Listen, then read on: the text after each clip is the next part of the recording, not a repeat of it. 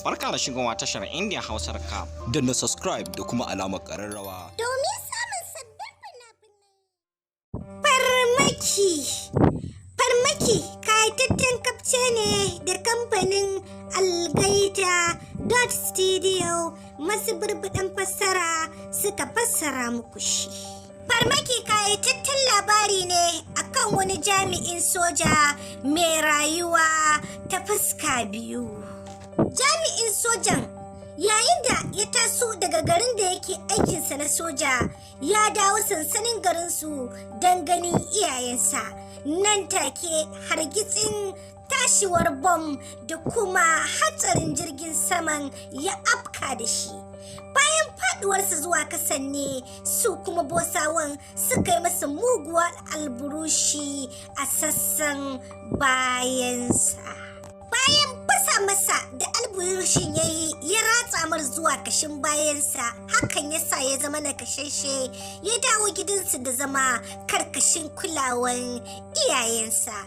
Ana tsaka da yin hakan ne ita kuma wata jaruma ita ma jami'ar sojar tana da fasaha na kere-keren kimiyyar zamani.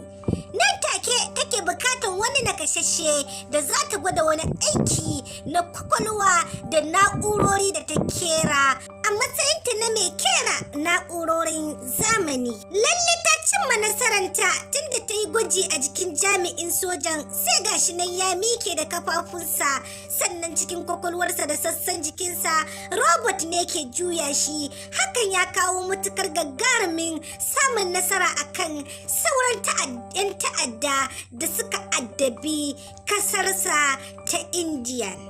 Bai yi wata ba, daman zamansa a zaune yana cusa masa kunci da yawa, gani da ana ta aikata ta'addanci bayi da katabis wajen kwatowa kasarsa 'yanci.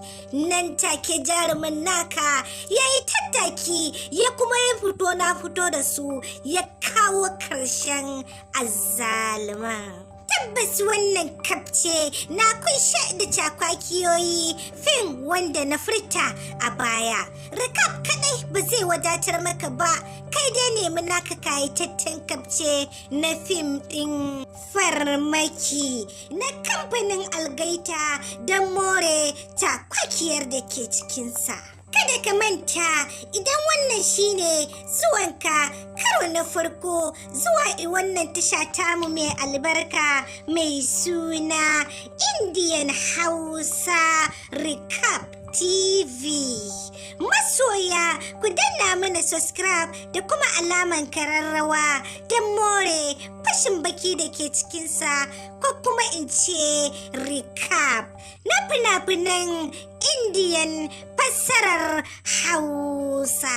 Kai dai kulla alaka da wannan channel tamu mai albarka don sanar da ku masoya da zarar mun